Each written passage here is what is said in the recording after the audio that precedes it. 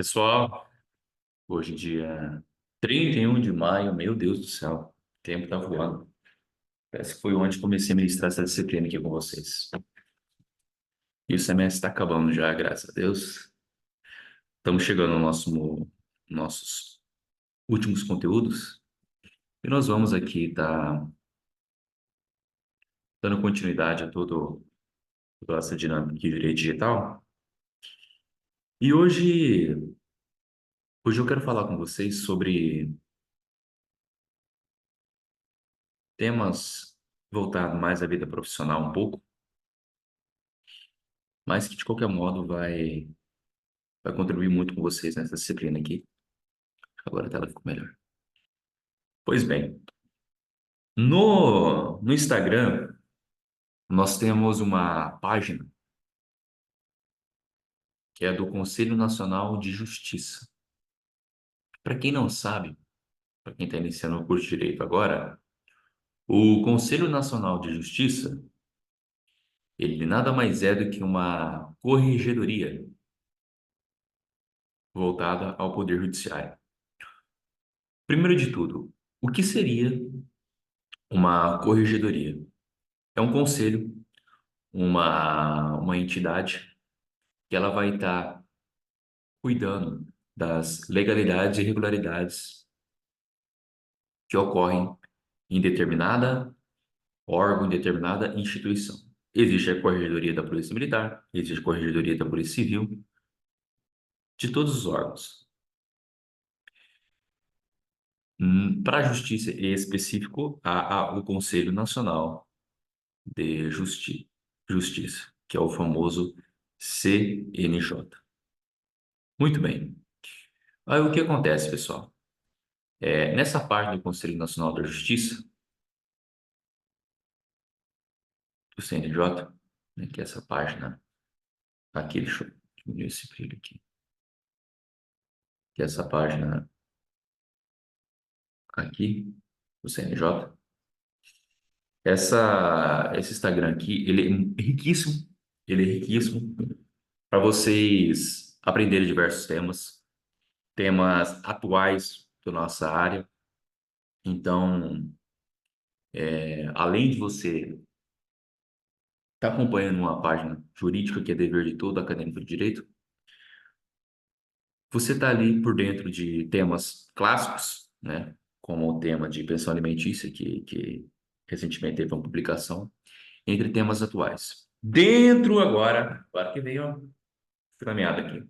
Dentro do tema de direito digital, dessa atualidade que temos atualmente, para ser bem redundante mesmo, propositalmente para vocês, nós temos aqui a figura, nós temos aqui a figura de um local chamado domicílio judicial eletrônico. E aí nós vamos ver exatamente o que é esse domicílio judicial eletrônico, que para quem já atua na área, né, pode se confundir com o PJE, processo judicial eletrônico, mas é algo parecido com o PJE, mas muito semelhante. E vamos ter ali muita incidência, Lei Geral de Proteção de Dados, Lei de Acesso à Informação e o Marco Civil da Internet dentro deste instituto.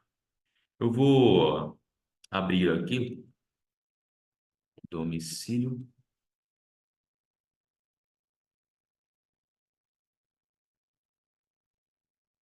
judicial eletrônico e vou mostrar para vocês do que se trata aí. Vou abrir aqui uma notícia aqui do próprio site do CNJ para estar mostrando aqui para vocês. Olha que interessante. Vamos aqui compartilhar a tela e aqui. Muito bem. Olha só, galera. Empresas têm até dia 30 de maio, ou seja, ontem, tiveram até ontem para se cadastrar no DJE. O domicílio judicial eletrônico, olha só. Que bacana. Deixa eu aumentar o zoom aqui. a gente ter uma certa tranquilidade aqui para ler. As grandes e médias empresas de todo o país terão, a partir de dia 1º de março, 90 dias para cadastrar voluntariamente ao DJN, ferramenta do Programa de Justiça 4.0, que vai centralizar as comunicações de processo de todos os tribunais brasileiros numa única plataforma digital. Opa! Após 30 de maio, o cadastro será feito de forma compulsória a partir de dados da Receita Federal, porém sujeito a penalidades e riscos de perdas e prazos. Quando a nossa notícia aqui fala que o cadastro será feito de forma compulsória a partir de dados da Receita Federal, utilizar-se-ão dados da Receita Federal para já proceder o cadastro para todos os indivíduos e todas as empresas. O que acontece aqui, pessoal? O que acontece aqui? Vamos conversar aqui. Atualmente, nós temos no Brasil todo, nós temos no Brasil todo, diferentes plataformas de processo eletrônico. Quando eu digo processo eletrônico, processo em si. A gente coloca um advogado, um promotor, um juiz no fórum. O que ocorre é o seguinte: cada estado ele adota uma plataforma. Aqui no Mato Grosso e no Mato Grosso do Sul nós temos o PJE. Lá em São Paulo nós temos o ESAD. Em Goiás e Santa Catarina temos o EPROC. O que são esses nomes que eu estou falando para vocês? Para quem não sabe porcaria nenhuma. Nada mais é do que plataformas, sites, franquias que o Poder Judiciário, o Estado de cada território do nosso Brasil, contratou para manter o domínio virtual na internet e os processos judiciais eletrônicos, nossos processos que a gente protocola, que vocês vão trabalhar o resto da vida de vocês, serem mantidos nessas plataformas, nessas franquias, nesses sites. Nada mais é do que isso. Então, hoje nós temos uma diversidade de várias plataformas.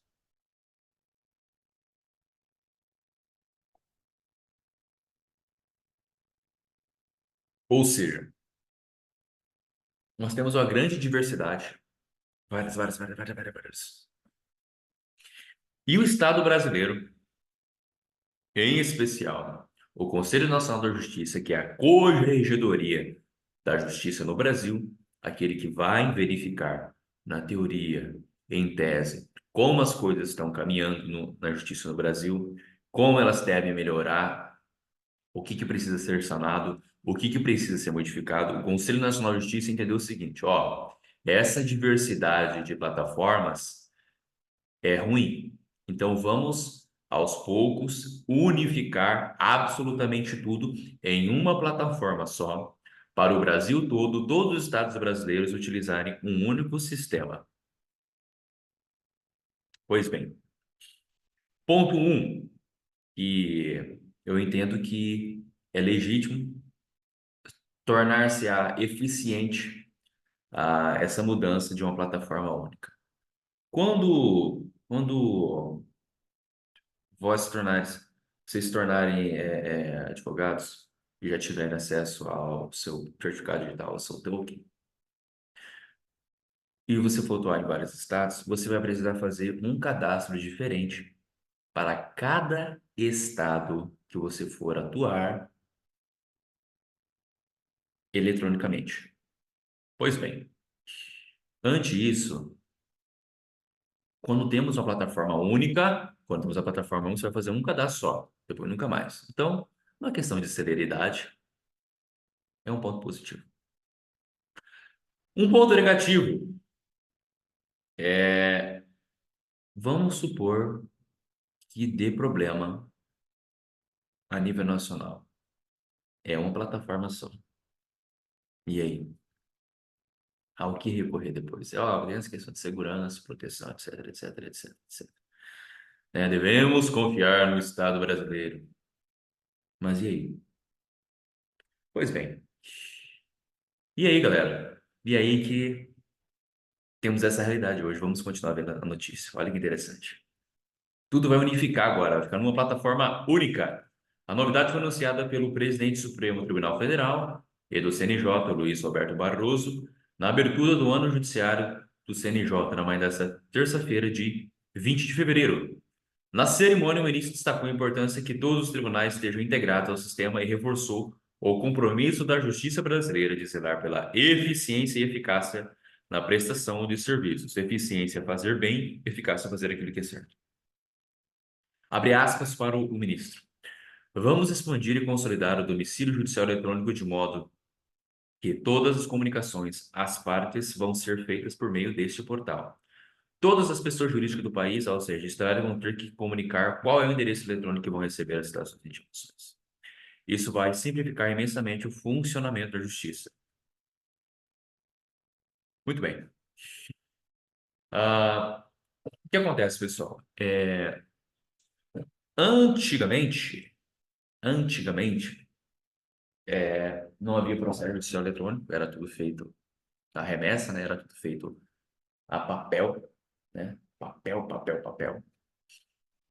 Depois, começou a haver algumas plataformas em cada estado para operar com mais celeridade, né, os processos eletrônicos. Aqui no Mato Grosso nós tínhamos o sistema Apollo, o nome dele era Apollo.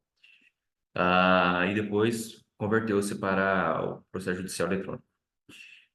Agora o judiciário, o Conselho Nacional de Justiça, ele entende que vai se tornar mais sério, né, mais eficaz, mais eficiente quando temos uma plataforma única para abordar tudo. E antigamente, quando alguém era processado ou você processava alguém,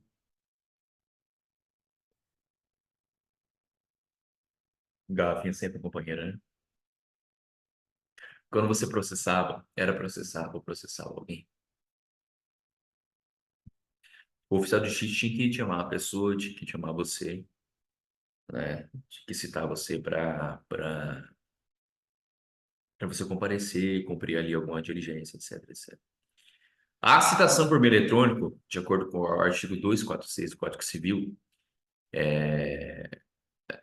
ela foi instituída.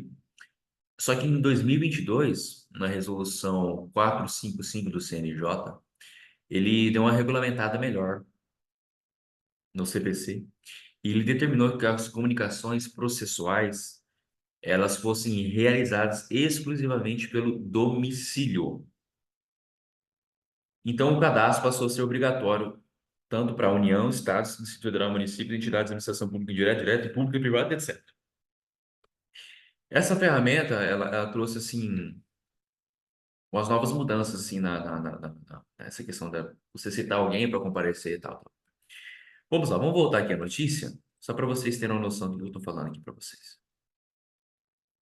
Olha só, celeridade, eficiência e economia. O DJI é uma solução 100% digital, gratuita, que busca facilitar. Muito bem, vamos descer mais aqui, ó. Desde que o DJI iniciou seu funcionamento há um ano, foram registrados 1,3 milhão de comunicações circulando via sistema, e mais de 95% dessas informações processuais tramitam na esfera judicial estadual.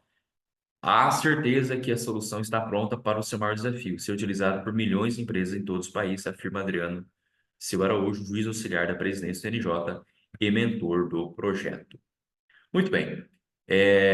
Aqui temos um gráfico aqui, ó.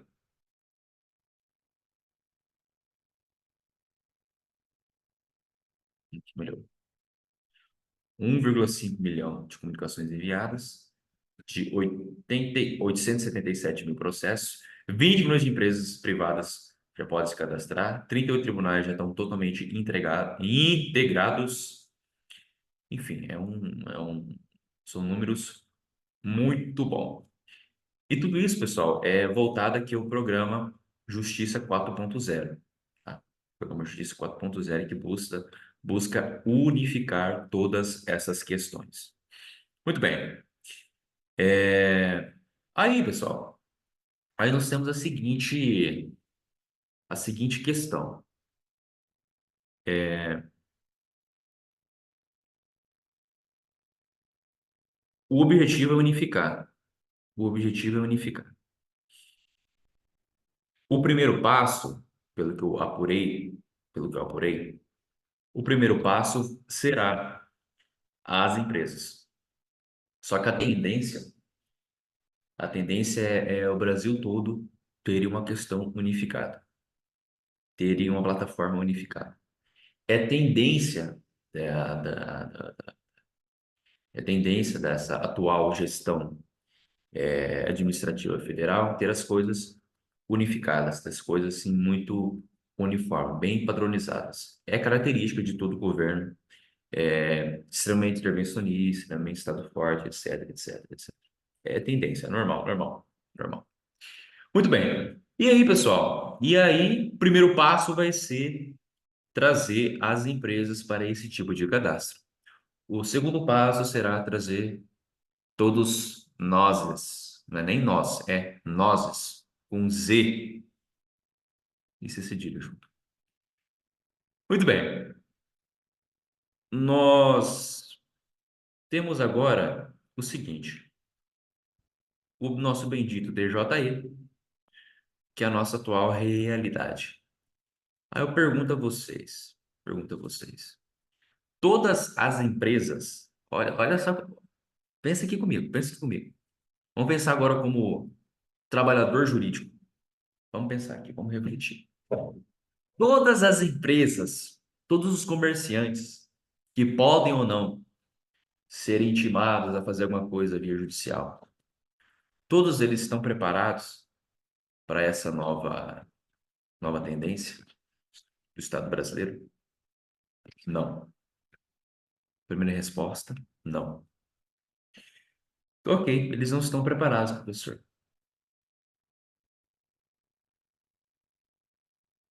Se eles estão preparados, alguém tem que prepará-los. Aí eu pergunto a vocês, vou dar 5 segundos para vocês, ou na hora que vocês estiverem assistindo essa aula, vocês responderem na mente de vocês. Quem que deve preparar? Quem que deve preparar os comerciantes, as empresas, para essa nova plataforma da justiça? Quem deve preparar? Responda. Não, não é o Estado brasileiro, não é o governo federal. É você. Você é operador de direito, operador do direito. Você é profissional da área jurídica. Você é advogado, você é estagiário, você é assessor jurídico. Você, você.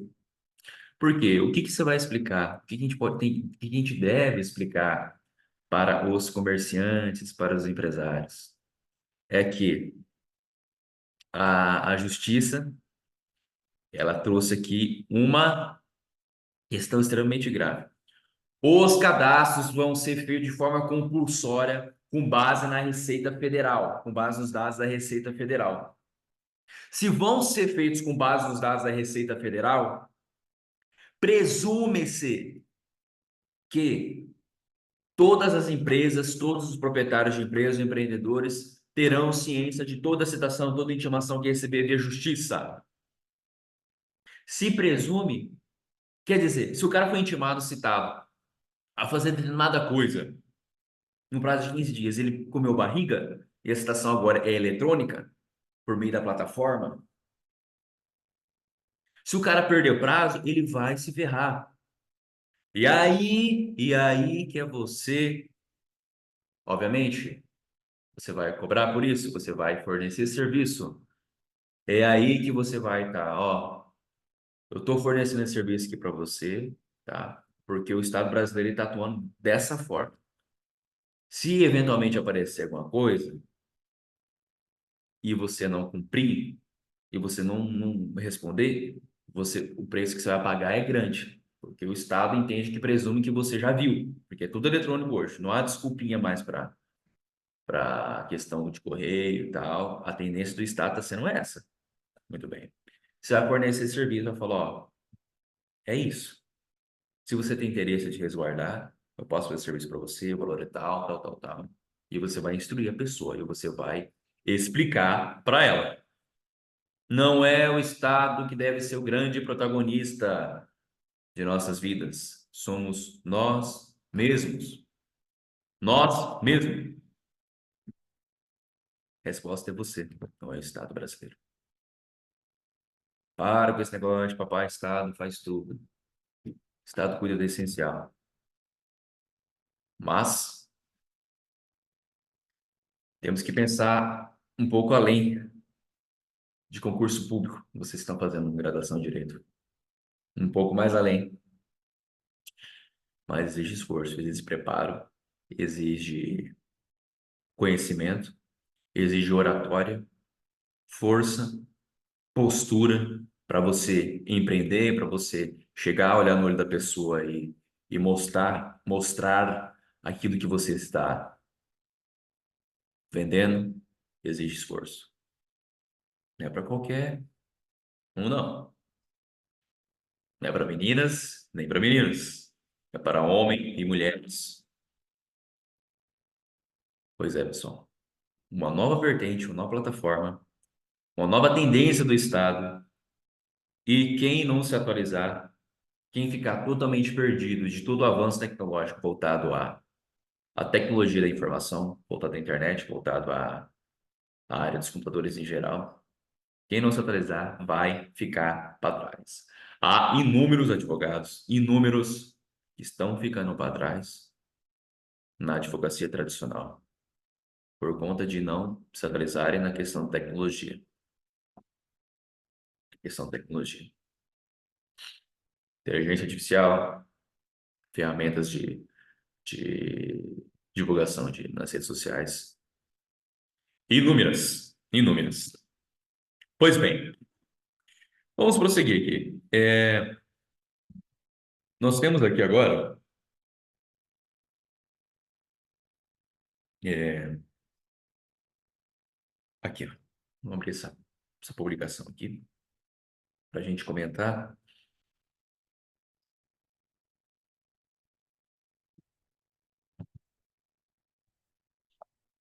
Vamos lá,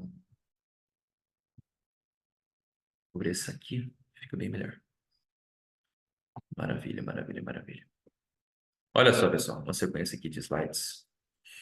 Conheça o domicílio judicial eletrônico, que é uma solução 100% digital e gratuita. Detalhe, gratuita. A plataforma em si, as empresas não vão pagar. Pelo amor de Deus. Pelo amor de Deus. Uma coisa feita pelo Estado, ele não vai cobrar, né? Na verdade, está cobrando através de imposto, né? É óbvio. Mas, ok, vocês entenderam. Muito bem. O domicílio judicial eletrônico conecta e envia comunicações, isto é, os tribunais às pessoas cadastradas que recebem ou acompanham essas informações. Então, aqui nós temos, primeiro, o envio da comunicação processual via domicílio judicial eletrônico para as empresas e instituições, ok? Depois ocorre o retorno da abertura ou não abertura pelo prazo definido do tribunal e suporte para o tribunal. Ou seja, envia para a pessoa, tem um prazo para a pessoa lá cumprir aquela intimação, aquela citação, depois aquilo volta para o tribunal. Pois bem, e aí, galera? E aí temos aqui um vídeo, depois eu vou deixar na videoaula aqui para vocês verem. E aqui, como que ele vai funcionar? O usuário ele terá um endereço judicial virtual que será usado para receber comunicações processuais, citações e intimações de todos os tribunais brasileiros. Ou seja, o cara mora aqui em Colíder. E o Estado brasileiro entende o seguinte: ele entende que se o cara mora aqui em Colíder e tem um processo com o nome dele rolando lá no estado da Bahia, o Estado brasileiro entende que é muito perigoso,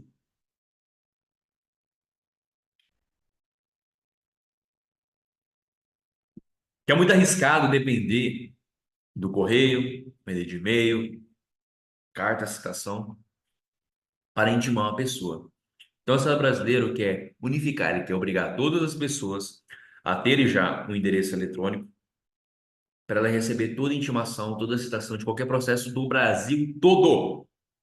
Aí, pessoal, aí eu pergunto a vocês: o comerciante que trabalha 8 a 12 horas por dia, pessoa comum, ela terá condições de todo dia acompanhar isso aí? Não. Não terá. E nem conhecimento, ela não terá nem conhecimento para entender o que está pedindo.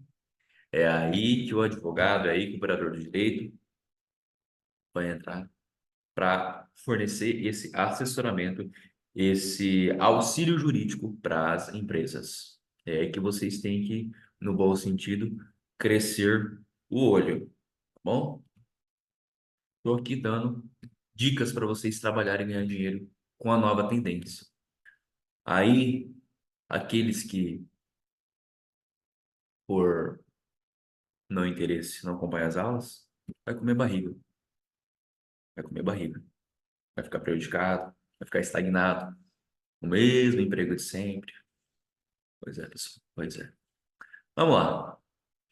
Por meio do cadastro, o usuário pode consultar as comunicações e dar ciência sem precisar acessar individualmente cada um dos sistemas tribunais. Ou seja, o cara não precisa mais acessar vários sites, não, somente um, somente um lá, tá tudo pronto.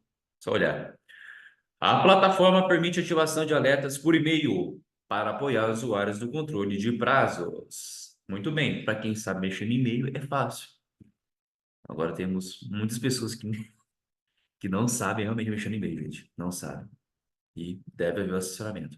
A empresa que já tem sistemas próprios de acompanhamento de comunicações processuais, pode conectá-lo diretamente ao domicílio via API, que é uma plataforma, que é uma ferramenta, aliás, para, para fazer isso. Tá bom?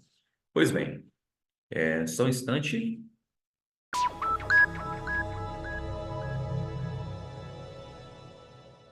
No início, não havia regulamentação do processo eletrônico e tudo era feito no papel.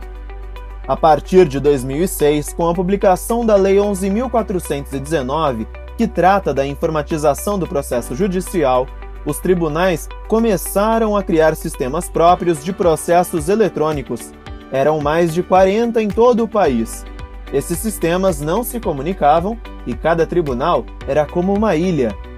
Depois, o número de sistemas foi reduzido e vários tribunais passaram a adotar a mesma solução. Apesar disso, a diversidade permaneceu e a solução encontrada foi desenvolver um modelo nacional de interoperabilidade, MNI. Era uma forma de conectar os sistemas fora do Poder Judiciário, como os das advocacias, das procuradorias e do Ministério Público, com os sistemas do Poder Judiciário. Faltava, no entanto, uma integração entre os sistemas do Poder Judiciário. O CNJ criou, então, o Processo Judicial Eletrônico, o PJE, para ser o único sistema do Poder Judiciário. O que era para ser único acabou gerando sistemas derivados, pois os tribunais fizeram modificações nas suas instalações locais e os PJEs foram se diferenciando da versão nacional, gerando novas ilhas. Até hoje, além de vários sistemas públicos de processo eletrônico, há sistemas privados. Voltávamos a ser ilhas em um arquipélago. A Resolução 335 de 2020 buscou resolver o problema com a criação da Plataforma Digital do Poder Judiciário, a PDPJ. Agora, a conexão será feita por meio da plataforma e os sistemas públicos poderão ser conectados.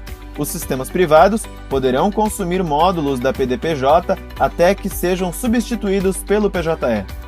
O PJE continuará como principal solução da PDPJ, mas será diluído em módulos que vão se comunicar entre si e com os demais sistemas. Os módulos são como aplicativos desenvolvidos para celulares que conseguem conversar entre si. Toda nova funcionalidade que for desenvolvida por um tribunal poderá ser usada por quem a desenvolveu e por todos os tribunais. Agora, todos os tribunais brasileiros poderão compartilhar soluções, e isso resultará em economicidade, racionalidade e compartilhamento de recursos humanos e materiais em benefício de todo o sistema de justiça. A PDPJ é um dos produtos do Justiça 4.0, parceria do Conselho da Justiça Federal, o CJF, o Programa das Nações Unidas para o Desenvolvimento, o PNUD, com o Conselho Nacional de Justiça, o CNJ, para ampliar a inovação e a efetividade da justiça para todos.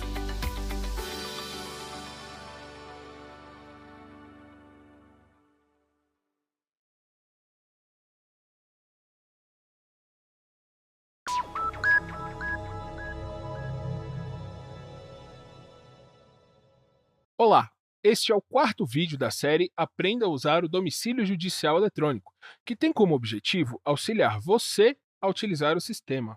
Neste vídeo, você irá entender como funciona o acesso de representantes ou advogados das partes do processo. Visando uma maior agilidade às comunicações, o representante ou advogado não precisa ser cadastrado previamente pela empresa para acessar o domicílio judicial eletrônico. Funciona da seguinte forma: a partir do momento em que a empresa recebe as comunicações processuais, o sistema automaticamente permite que o representante ou advogado acesse as comunicações processuais dos processos que representa. Mas atenção! O representante não terá acesso a todas as comunicações processuais da empresa. O acesso será concedido apenas àquelas comunicações que ele representa no processo. E como funciona na prática? Primeiro, você, representante ou advogado, deve fazer login no domicílio com o eCPF ou sua conta no gov.br, nível prata ou ouro. Na sequência, poderá selecionar o perfil que deseja acessar o sistema naquele momento. Clique em Meus representados. Caso este seja o seu primeiro acesso, o sistema solicita alguns dados para o autocadastro. Preencha as informações e indique se você tem interesse em receber alertas por e-mail sobre novas comunicações processuais nos processos em que representa. Essa é uma forma de auxiliar você na gestão e monitoramento das comunicações. Por fim, clique em Salvar informações. No menu principal, você pode consultar os seus dados e editar o e-mail cadastrado clicando na opção Dados pessoais. Para consultar as comunicações processuais, clique em Comunicação processual. Nesta tela, você pode buscar uma comunicação de diferentes formas: pelo número do processo, pelo assunto, pelo período em que a comunicação foi expedida. Neste caso, o intervalo de busca é sempre de 7 dias, ou então por parte ou representado. Por fim, clique em Buscar. Aqui, você consegue visualizar a lista de todas as comunicações processuais dentro dos critérios de busca que você selecionou. Você também pode aplicar filtros avançados, como, por exemplo, comunicações expedidas por determinado tribunal. É possível alterar o modo de exibição das comunicações, de acordo com as informações que considera mais relevante. Basta clicar em Personalizar tabela.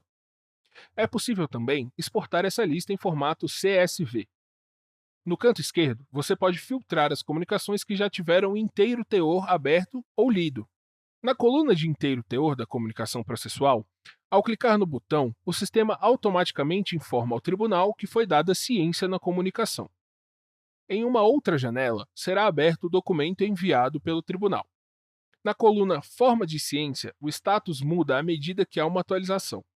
O status ciente indica que a comunicação processual foi aberta. No caso de uma intimação, será dada ciência automática, caso ela não seja aberta dentro do prazo determinado pelo tribunal. Já no caso da citação, caso ela não seja aberta até a data determinada pelo tribunal, o status passará para expirado e o inteiro teor ficará indisponível no sistema. O domicílio judicial eletrônico oferece várias possibilidades de exibição que se adaptam às necessidades de cada instituição. Para saber mais, consulte o Manual de Usuário na página do Domicílio Judicial Eletrônico.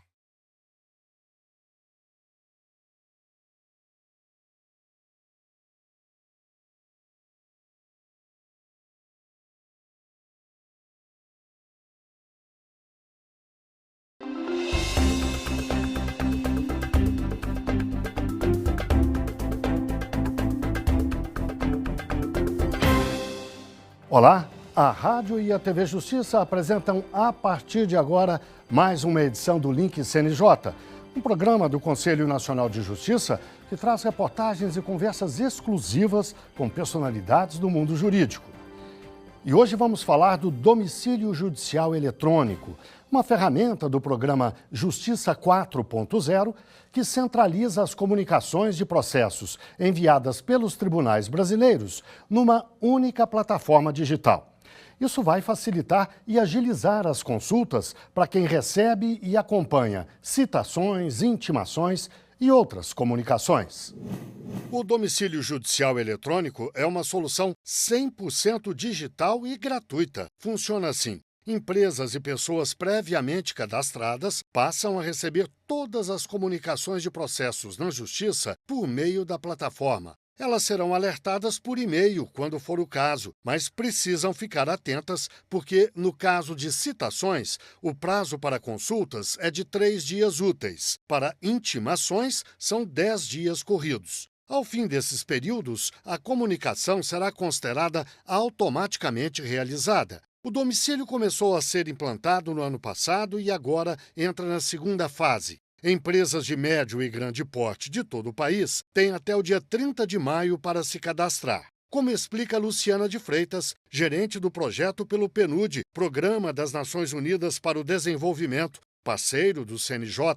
A partir desse prazo, as instituições serão cadastradas compulsoriamente, especificamente aquelas que têm a obrigatoriedade no cadastro, que são as empresas de médio e grande porte. Mas a gente incentiva também as microempresas, empresas de pequeno porte, que façam voluntariamente esse cadastro no sistema do domicílio judicial eletrônico.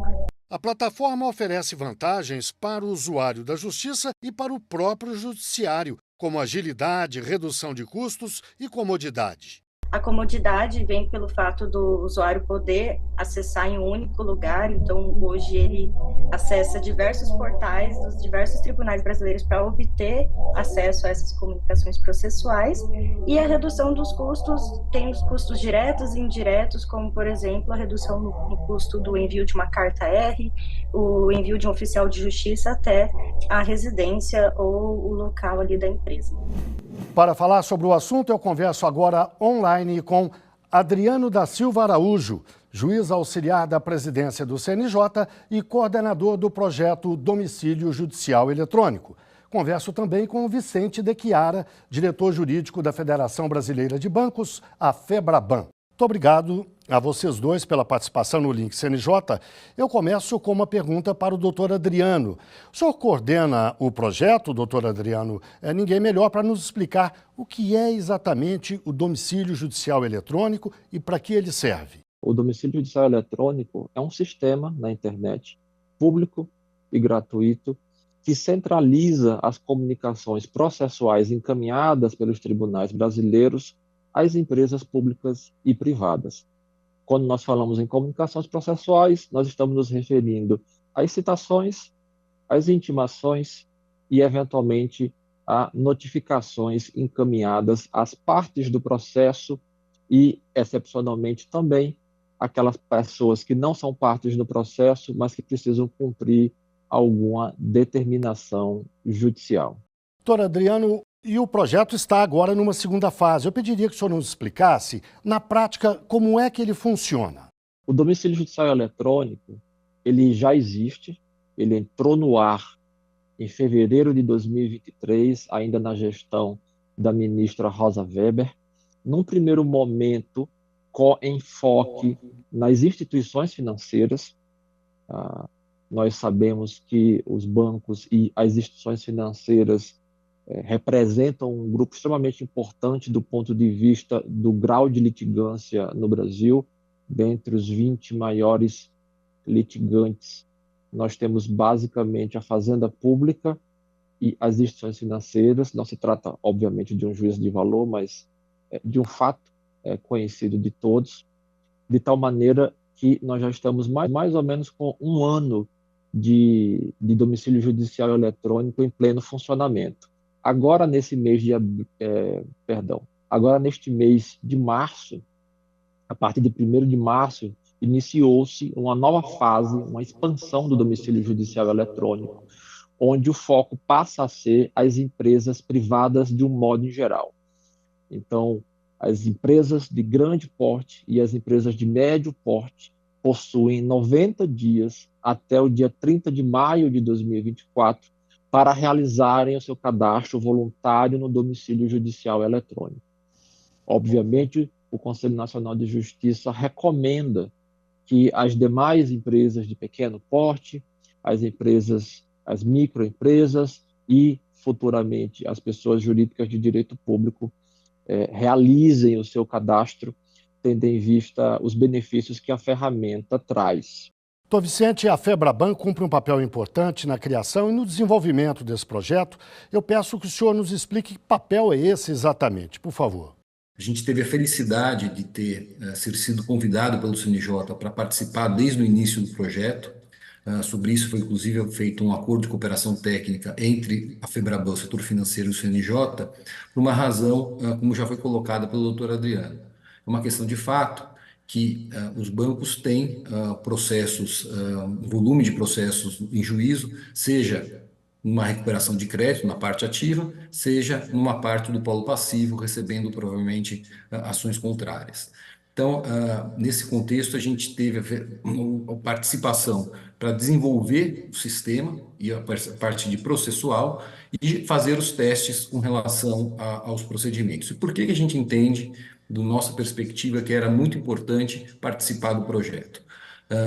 Por uma razão muito simples. Hoje, ou até recentemente, toda a comunicação processual era feita primeiro por papel, depois começou-se ter cada tribunal ter o seu sistema para ter interação direta com a parte, e isso leva, na verdade, leva custos para o Estado brasileiro, por meio do Poder Judiciário, que tem que ter toda uma estrutura para poder procedimentar essas questões e verificar se essas comunicações processuais entre citações, intimações, notificações chegaram efetivamente às partes. Do lado do jurisdicionado, da parte processual, você também tem que ter toda uma estrutura, pegar só a questão de banco, hoje, ou até recentemente, como eu disse, essas comunicações poderão chegar em papel numa agência bancária localizada em qualquer local do país, poderia chegar em papel na sede da instituição financeira, por meio eletrônico, como tem algumas instituições que acontecem. Então, toda a otimização dessas funções levam, na verdade, a ter ganhos para o Estado brasileiro e para a parte, porque você tem ali um processo muito mais fluido e direto, eletrônico, como tudo tem que ser hoje na estrutura atual, né, com a digitalização e toda a inteligência que se tem por trás, que a tecnologia nos permite.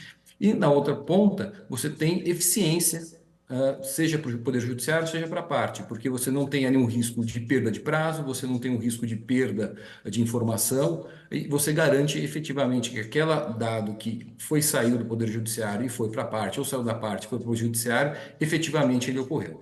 Doutor Vicente, a gente pode dizer então que os ganhos são, do ponto de vista da eficiência em termos de custos e de tempo, evidentemente, e também de segurança, né? Porque agora sabe-se exatamente onde procurar qualquer intimação, citação. Há um local específico, não está disperso. Segurança também, é isso?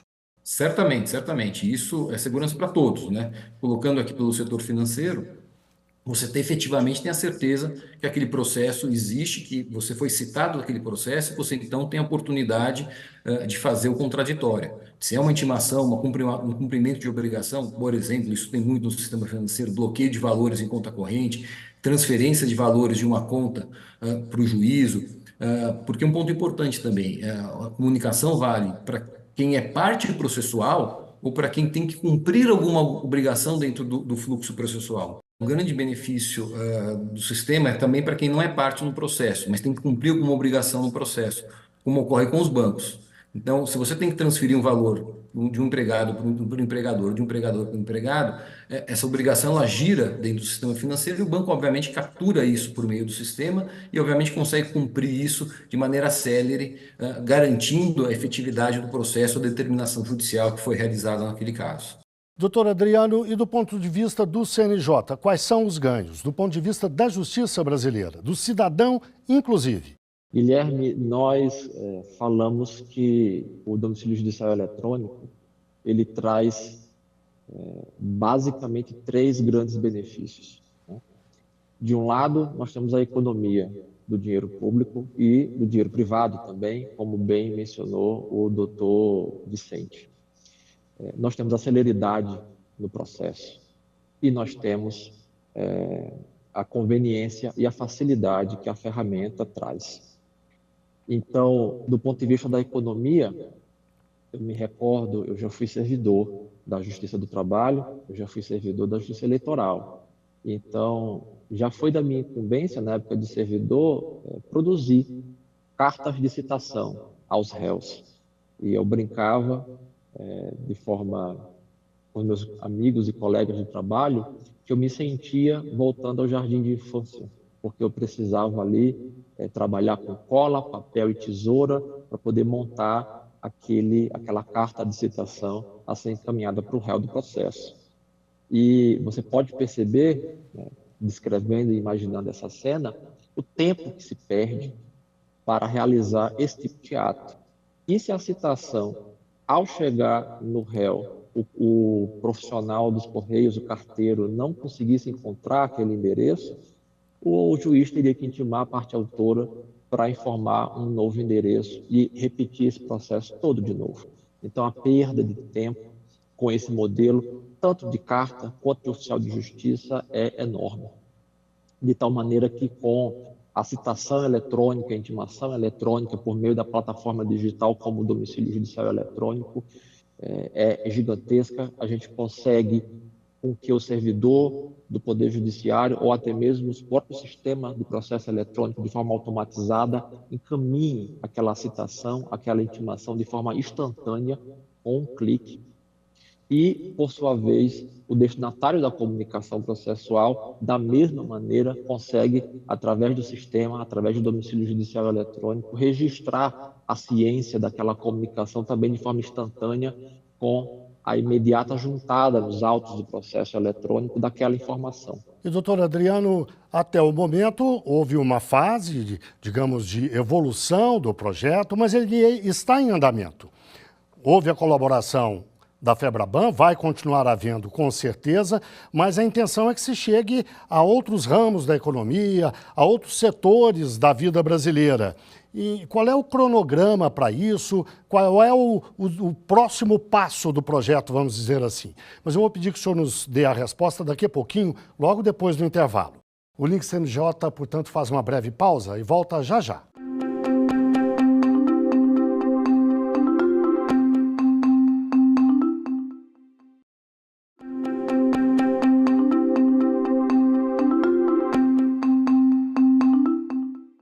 O Link CNJ está de volta, transmitido pela rádio e pela TV Justiça. E hoje falamos do domicílio judicial eletrônico, uma ferramenta do programa Justiça 4.0 que centraliza as comunicações de processos enviadas pelos tribunais brasileiros numa única plataforma digital. Para discutir o assunto, os nossos convidados são Adriano da Silva Araújo, juiz auxiliar da presidência do CNJ e coordenador do projeto Domicílio Judicial Eletrônico. Também Vicente de Chiara, diretor jurídico da Federação Brasileira de Bancos, a FEBRABAN. Doutor Adriano, no bloco anterior eu deixei uma questão no ar para o senhor responder agora. Eu lhe pedi para nos dizer quais são os próximos passos do domicílio judicial eletrônico. Ele, até o momento, esteve em desenvolvimento, já é aplicado, mas esteve em desenvolvimento, vai continuar em desenvolvimento, mas agora de uma forma mais acelerada. Deve chegar a outros setores da economia e da vida brasileira, além da área bancária, certamente. Pediria que o senhor nos explicasse isso.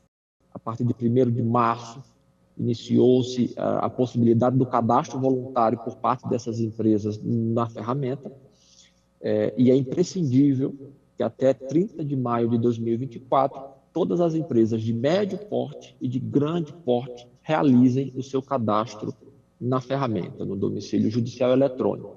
As microempresas e empresas de pequeno porte possuem um cadastro facultativo, porém extremamente recomendado pelo Conselho Nacional de Justiça que elas também realizem o seu cadastro, tendo em vista os benefícios, como já foram mencionados, de economia de dinheiro, de agilidade e de facilidade que a ferramenta traz.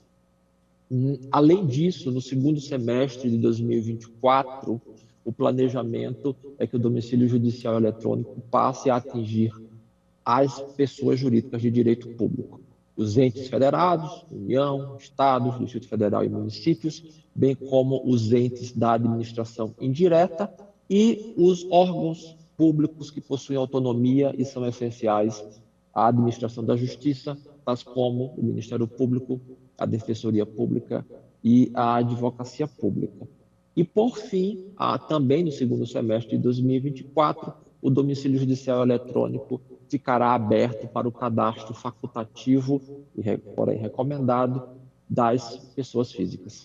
Doutor Vicente, mesmo os melhores projetos sempre podem ser melhorados, aperfeiçoados. Do ponto de vista da FEBRABAN, que continua colaborando com o projeto, que passos precisam ser dados para esse aperfeiçoamento? Que sugestões, na verdade, o senhor daria para o futuro do projeto? Nós aqui, junto com o CNJ, estamos engajados nesse projeto desde longa data. Teve bastante, digamos assim, obstáculos que a gente precisou, conjuntamente, passar cada uma dessas fases. Então, para chegar no patamar que a gente está hoje, de, obviamente, tomar-se a decisão como tem que ser feita por parte do CNJ, de abrir para todos os jurisdicionados, né?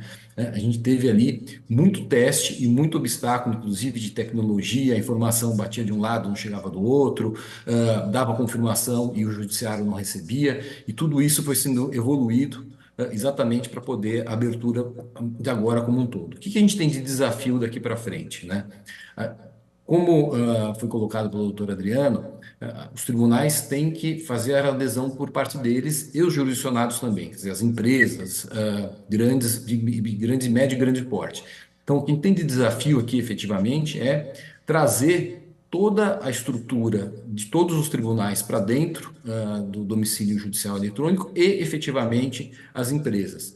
Pelo lado das empresas, acho que foi muito bem colocado aqui, já tem uma obrigatoriedade. Pelo lado dos tribunais, a gente tem também um desafio aqui tecnológico, porque cada sistema, por razões históricas, cada tribunal tinha um sistema específico e eles, então, estão tendo que ajustar esses sistemas conforme ali a sua, como a gente fala aqui, a grade de evolução interna deles para se conectar ao CNJ. Então, o prazo que a gente está agora e o desafio que a gente está agora, e certamente será superado, a gente tem plena convicção disso, é você atrair efetivamente os jurisdicionados e, na outra parte, você ter o link efetivo de todos os tribunais dentro da plataforma do CNJ. E eu queria só colocar uma informação adicional, que, pela nossa experiência, eu encorajo a todos a fazê-lo.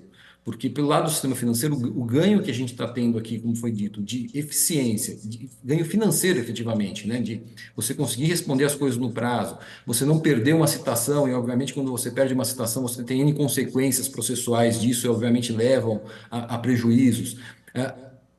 Ganhos, na verdade, de litigância, porque quando você tem alguma falha na comunicação, qualquer que seja a parte, isso leva a questionamentos ao judiciário e, obviamente, aí o juiz tem que decidir sobre aquela questão, aí você tem um recurso sobre aquela questão, então você acaba trazendo o próprio processo, deixando-me mais moroso contra isso. Então, eu encorajo a todos, porque tem uma eficiência muito grande para a parte e, obviamente, para o Estado brasileiro fazendo essa adesão. Bem, chegamos ao fim da nossa entrevista de hoje. Eu agradeço muito a participação do Dr. Adriano da Silva Araújo, juiz auxiliar da presidência do CNJ e coordenador do projeto Domicílio Judicial Eletrônico. Agradeço também ao Dr. Vicente de Chiara, diretor jurídico da Federação dos Bancos, a FEBRABAN. Muito obrigado mais uma vez.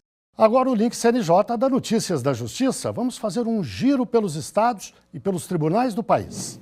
O presidente do CNJ e do STF, ministro Luiz Roberto Barroso, estimula doações de empresas privadas para viabilizar o programa de bolsas de estudos para pessoas negras, indígenas e com deficiência que queiram ingressar na magistratura. As bolsas serão destinadas a pessoas aprovadas no Exame Nacional da Magistratura. O CNJ e o Ministério da Justiça firmaram um acordo para ajudar brasileiros superendividados. O acordo prevê a capacitação de quem trabalha nos PROCONs na renegociação de dívidas. Os Centros Judiciários de Solução de Conflitos e Cidadania, conhecidos como CEJUSCs, vão atuar em parceria com os PROCONs. O CNJ lançou a 4ª edição da campanha Se Renda à Infância. A iniciativa, em parceria com a Receita Federal, permite que contribuintes destinem até 3% do imposto devido diretamente na declaração para os fundos dos direitos da criança e do adolescente. Os valores financiam projetos como a promoção da saúde, a manutenção e a construção de hospitais, educação, capacitação de adolescentes e jovens para o mercado de trabalho e combate à violência e ao trabalho infantil. É hora do CNJ nas redes. Vamos ver algumas das postagens que marcaram a semana nas redes sociais do CNJ. Oi, pessoal! O post mais compartilhado dessa semana explica um direito, não um privilégio. Estamos falando da lei que garante o direito de as mulheres levarem um acompanhante para os atendimentos nas redes de saúde pública e privada, sejam eles procedimentos, consultas ou exames. Além disso, se o procedimento exigir algum tipo de sedação ou pouco nível de consciência e a paciente não indicar um acompanhante, a unidade de saúde deve nomear alguém, de preferência do sexo feminino, para acompanhá-la. Marcando o mês da mulher, durante a segunda sessão ordinária no plenário, o presidente do CNJ, ministro Luiz Roberto Barroso, fez uma importante fala sobre o combate ao machismo e à violência contra a mulher no Brasil. Você pode conferir esse momento lá nas nossas redes. O ano é 2024 e ainda há quem pense que o Dia Internacional da Mulher é uma data para entregar apenas flores ou bombons para as mulheres. A data, na verdade, é muito importante para relembrar direitos conquistados ao longo dos anos, mas ainda mais importante para refletirmos sobre a equidade, sobre dar às pessoas condições para que todos tenham acesso às mesmas oportunidades. Por hoje é só, e até semana que vem.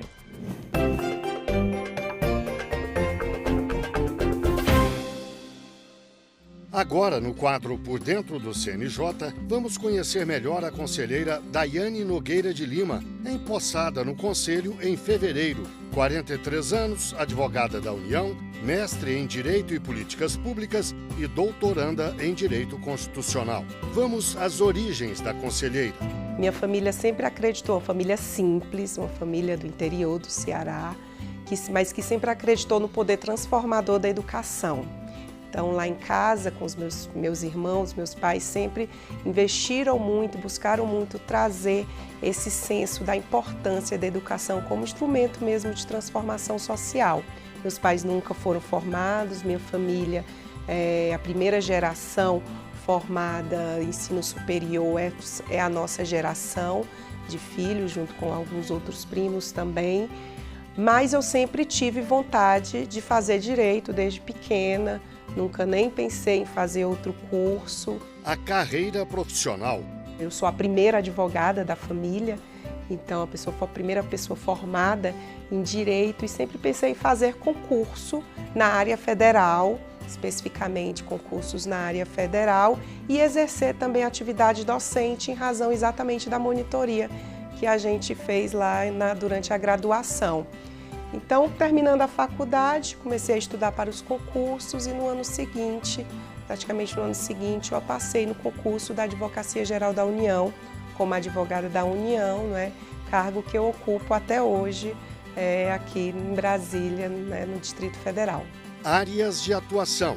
Algo que realmente marcou toda a minha trajetória profissional foi conhecer o Sistema Único de Saúde um pouco mais de perto, atuar mais diretamente no Sistema Único de Saúde, onde a gente vê que a vida, né, a atuação dos poderes, do Poder Executivo, ela tem o potencial de chegar e de transformar a vida de cada cidadão brasileiro lá na ponta.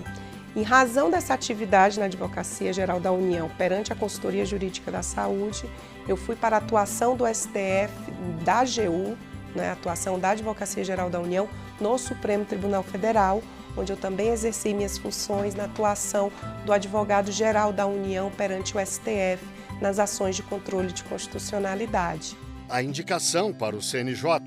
Acredito que foi exatamente essa experiência, não é? Essa minha atuação como advogada da União, uma advogada pública federal, mas também com passagens no Poder Judiciário, que me trouxeram a ser indicada, não é, pela Câmara dos Deputados. Eu aqui no Conselho Nacional de Justiça ocupo a vaga de cidadã, né, indicada pela Câmara dos Deputados, e acredito que foi essa trajetória, desde a minha chegada em Brasília, né, em 2006, até hoje, que me fez chegar aqui na indicação e ocupar, né, o honroso cargo de conselheira do Conselho Nacional de Justiça. Fui, né, designada pelo ministro Roberto Barroso, presidente do CNJ, a atuar como supervisora no Fórum Nacional da Saúde, que é o órgão aqui responsável com representatividade de todo o país para auxiliar e atuar na judicialização da saúde. O que é o CNJ? Mais do que um órgão de controle, de supervisão administrativa do Poder Judiciário, hoje o CNJ tem um papel de relevo na construção e na realização de políticas públicas judiciárias, para que o nosso Poder Judiciário se torne cada vez mais eficiente, mais célere, mais transparente e mais responsável perante a cidadania brasileira. Então, hoje, o CNJ, mais do que um órgão do Poder Judiciário, é um órgão que anda de mãos dadas com a sociedade brasileira, porque ele é responsável por definir essas prioridades e essas gestões, políticas públicas que vão fazer a diferença na vida de cada um dos brasileiros, cada uma das brasileiras, na efetivação dos seus direitos. O que é o direito? O direito, minha concepção, principalmente nos tempos modernos, o direito é o grande pacto que a sociedade faz para a manutenção da paz social. Ele é garantidor dessa paz, dessa manutenção social, da coesão social, em que cada um sabe as regras a que seguir e quais regras deverão ser seguidas. Então, na verdade, eu entendo o direito como um grande pacto de respeito.